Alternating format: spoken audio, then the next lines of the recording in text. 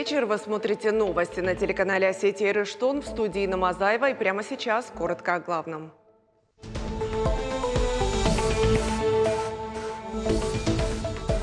Необходимо будет сформировать рабочие группы, которые будут заниматься национальными проектами. Новые нацпроекты и стратегические инициативы для развития страны. Борис Джанаев провел совещание с Кабмином республики. Добрые дела делаются прежде всего с самими же людьми. Благое дело. В республике провели акцию «Вешалка добра». Поучаствовать в благотворительном деле мог каждый желающий. Кто инициатор?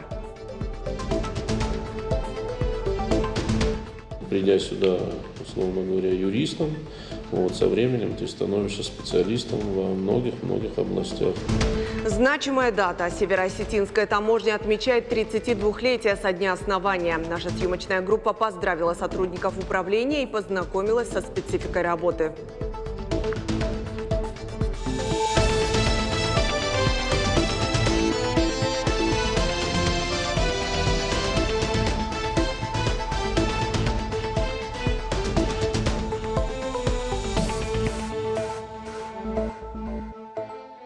Борис Джанаев провел совещание с Кабинетом министров. Премьер обратил пристальное внимание на участие Северной Осетии в новых нацпроектах и стратегических инициативах по развитию страны. На федеральном уровне уже идет работа по формированию всех ключевых направлений. Согласно указу президента, срок до 1 сентября 2024 года представить на рассмотрение все стратегические инициативы, блок национальных проектов по обеспечению технологического лидерства, а также национальные проекты. Коллеги, в недельный срок я прошу все профильные министерства проанализировать, максимально погрузитесь. Нам тоже необходимо будет сформировать рабочие группы, которые будут заниматься национальными проектами. Также участники обсудили подготовку к школам к началу учебного года, вопросы развития железнодорожной инфраструктуры, продолжение участия республики в грантовых программах в сфере туризма, а также в образовательном проекте «Профессионалитет». Кроме того, Борис Джанаев напомнил о подготовке к проведению Дней Северной Осетии в Совете Федерации в октябре этого года. Мероприятие проводится в рамках празднования на всероссийском уровне памятных событий. Столетие образования республики и 250-летия присоединения Осетии к России. Все ответственные органы власти должны принять участие в организации предстоящего значимого события. Также было поручено подготовить стенды, презентацию об основных направлениях развития республики за последние годы. Еще одно значимое событие, к празднованию которого готовится республика – 165-летие со дня рождения Костахи Тагурова. Дату отметят в Северной Осетии и в Москве. Подготовку празднования обсудили на заседании оргкомитета под руководством вице-премьера Альбины Плаевой. Участие в мероприятиях примут представители творческой и научной интеллигенции, писатели, актеры, осетинские общины из разных регионов России. Во Владикавказе и муниципальных образованиях республики проведут художественные и фотовыставки, конкурсы, показы спектаклей, литературные вечера, научно-практическую конференцию. Традиционно жители Северной Осетии возложат цветы к могиле поэта в пантеоне храма Рождества Пресвятой Богородицы. В программе также праздничный концерт, посвященный юбилейной дате. Кроме того, в селении Октябрьское установят бюст Костахи Тагурова. С 1 марта следующего года у россиян начнут изымать неухоженные участки. Речь идет о неиспользуемых землях, которые в течение 3 лет захламлены, заросли сорняками и где не начато строительство за 2 года. Закон уже подписан президентом. Дачникам и огородникам будут давать 3 года на освоение земельных участков. Они будут должны начать на них деятельность, отталкиваясь от целевого назначения, то есть им надлежит либо строить дом, либо разбивать огород. Если в положенный срок они не приступят к работам, то им грозит штраф в размере 1–1,5% от кадастровой стоимости участка, но не менее 20 тысяч рублей. Цели общественного наблюдения, юридическая основа подготовки и регламент действий при нарушениях. В республике продолжается подготовка наблюдателей к выборам.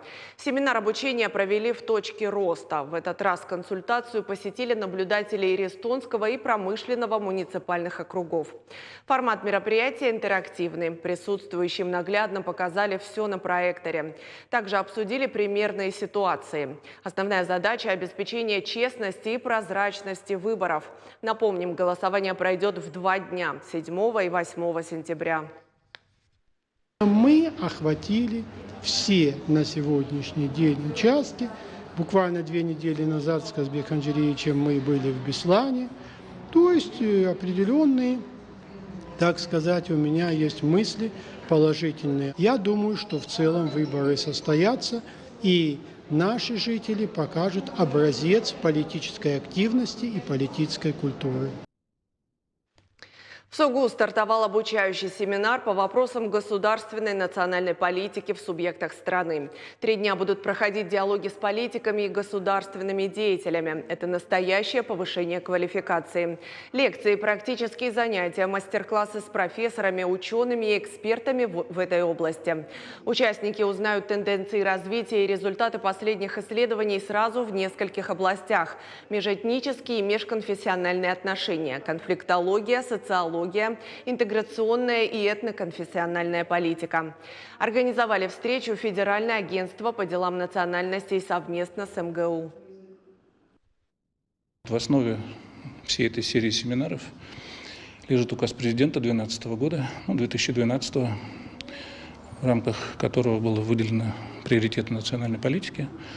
В соответствии с указом президента была разработана стратегия нацполитики. Стратегия – это система приоритетов, целей, задач, в рамках реализации нацполитики. Документ общего характера. А потом уже на основе этой стратегии была разработана программа, госпрограмма реализации нацполитики. Помочь самым юным жителям республики. Во Владикавказе прошла ежегодная акция «Вешалка добра». В сквере имени Пушкина дети из малоимущих и многодетных семей могли совершенно бесплатно получить летнюю и зимнюю одежду. Собирать вещи помогали ребята со всех образовательных учреждений Северной Осетии. Инициаторы – Союз детских и подростковых организаций и региональный УМВД. Внести свой вклад может каждый. Прежде всего, это проявление доброй воли. Вы же понимаете, добрые дела делаются прежде всего с самими же людьми. И вот родители, когда объясняют детям, что я эти вещи не просто отдаю, а это, скорее всего, получит какой-то ребенок из малообеспеченной семьи, который будет рад этим вещам. Конечно, ребята к этому относятся с большим трепетом, потому что для каждого из них доброе дело – это то, что они сами делают. 32 года на страже государственной границы. Сегодня Североосетинская таможня отмечает годовщину со дня основания. Сейчас она включает в себя 4 поста, 3 из которых пункты пропуска через государственную границу, а 1 внутренний. Сотрудники управления – команда профессионалов, которая успешно борется с правонарушениями, решает задачи по обеспечению внешнеторгового оборота и развитию экономики региона. Как за несколько десятков лет менялась служба, какие вызовы стоят перед таможней, и что важно для успешной работы. Об этом всем в нашем следующем сюжете расскажет Зоя Тараева. Таможенным законодательством предусмотрено использование зеленой и красной линии, которые обозначают начало совершения таможенных операций и завершение таможенных операций. А вот за этой красной линией к людям подходит консультант. Он сразу рассказывает правила и объясняет всю процедуру. Здесь самое главное – безопасность. И чтобы ее соблюдать, сотрудники таможенной службы делают все возможное. Физические лица, которые осуществляют пересечение государственной границы, а затем и таможенной границы, перемещаясь на территорию ЕАЭС, обязаны декларировать товары, подлежащие запретным ограничениям, а также в случае, если они превышают допустимые нормы. В этой связи должностные лица таможенного поста аэропорта Владикавказа осуществляют таможенный контроль в зонах таможенного контроля и проверяют факты нарушения либо отсутствия нарушений норм таможенного законодательства. Вот такие простые правила, которым должен следовать каждый. Перевозить через границу товар, который достигает 50 килограммов и стоимостью 10 тысяч евро, можно только со специальной регистрацией. Процедура очень простая. Все можно сделать прямо тут, в аэропорту. При перемещении физическим лицом товаров, которые подлежат обязательному письменному декларированию, в зале ожидания, в зале прилета имеются места для заполнения пассажирской таможенной декларации. И каждое физическое лицо имеет возможность и право осуществить декларирование своих товаров, заполнить на 2 экземпляра пассажирской таможенной декларации, один из которых остается у физического лица, другой же остается в таможенном органе. Всего в нашей республике 4 таможенных поста. 3 из них – пункты пропуска через государственную границу и 1 внутренний. Как говорят сотрудники, самые рисковые рейсы бывают из Иордании, Объединенных Арабских Эмиратов, Азербайджана и Баку. Чаще всего контрабанду привозят именно через них, и наказание за нарушение также предусмотрено. По факту проведения фронтаможенного контроля, определения стоимости, определения количества незаявленных либо незадекларированных товаров определяется наличие состава либо административного правонарушения, либо уголовного наказуемого деяния. Все подразделения таможенного контроля под руководством Георгия Цегоева. В 1993 году, будучи выпускником факультета промышленной электроники СКГМИ, даже представить не мог, что свяжет свою жизнь с этой сферой. В то время персональные компьютеры только начали появляться. Специалистов, которые разбирались в них, было очень мало. Именно тогда молодому человеку поступило предложение о работе. После успешно пройденного собеседования свою карьеру он начал с должности инспектора по информационно-техническому обеспечению. А в 2000 году Георгий закончил Российскую таможенную академию в Москве. Тогда-то и началась новая глава его профессиональной жизни. Уже моя карьера развивалась как руководителя, то есть сначала руководителя небольших подразделений или направлений. Впоследствии я был заместителем руководителя всех таможенных постов и пунктов пропуска, которые находятся в Северной Осетии. И с декабря прошлого года являюсь первым заместителем начальника Северо-Остинской таможни. Коллеги отзываются о Георгии Цегоеве исключительно положительно. По их словам, он искусно сочетает в себе строгость и человечность. Он требователен к себе и к подчиненным, но при этом всегда готов протянуть руку помощи и дать ценный совет. Сам же Георгий рассказывает, залогом успешной работы считает гармоничное сочетание карьеры и личной жизни. Одно без другого невозможно. А самое главное – четкое понимание ответственности и важности своей профессии. Сотрудник таможенных органов четко должен себе представлять, что он защищает. И чем может закончиться, скажем так, его недобросовестное отношение к своим должностным обязанностям. Дальше, естественно, уже к этому пониманию должны приплюсовываться профессионализм, возможно, даже физическая подготовка, и, скажем так, какие-то элементы самоотречения. Обеспечивание условий экономической безопасности, сбор пошлин, налогов для пополнения дохода бюджета государства и борьба с нарушениями таможенных правил, контроль движения товаров и людей через границу на пунктах пропуска, железной дороги и в аэропорту. Всех задач этого госоргана не перечесть. В рядах Северо-Остинской таможни работает порядка 1000 сотрудников. Есть 2 категории – федеральные госслужащие и офицеры.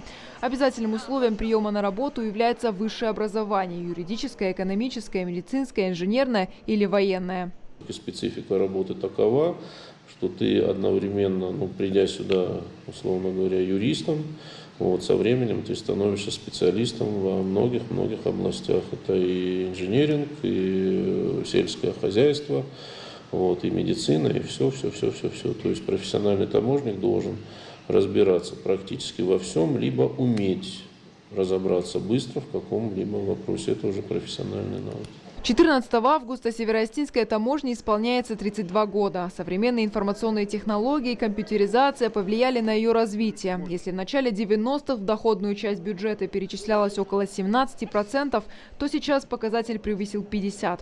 Изменилась и численность транспорта, пересекающего границу республики за сутки. Раньше статистика измерялась в сотнях, а в наши дни – в тысячах. Зоя Тараева, Тамила Кцоева, Диана Кабалоти, Артур Гаглоев.